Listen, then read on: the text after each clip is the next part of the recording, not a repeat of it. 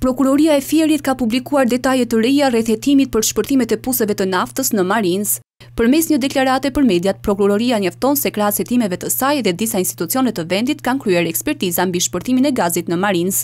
Në përfundim të këtij procesi, Ministria e Shëndetësisë ka konstatuar se uji i ujësjellësit në fshatin Marines është i ndotur dhe nuk mund të përdoret për furnizim publik. Nga ekspertiza e kryer nga Shërbimi Gjeologjik Shqiptar rezulton se shkaktar të fenomeneve të ndodhura është veprimtaria shfrytëzuese e naftës nga ana e kompanisë, ndërsa sipas Agjencisë Kombëtare të Mjedisit, vlera e matur CO2 krahasuar me normën e OBSH-s e tejkalon masën 56.1%.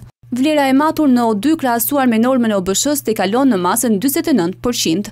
Ndërkohë në kuadër të hetimit nga Agjencia Kombëtare e Burimeve Natyrore rezulton se nënkontraktori i kompanisë Bankers Petroleum, që kryen operacionet e shpimit, ka qenë i paprigatitur si në aspekte teknike ashtu dhe ato organizative për tu përballur me raste të tilla.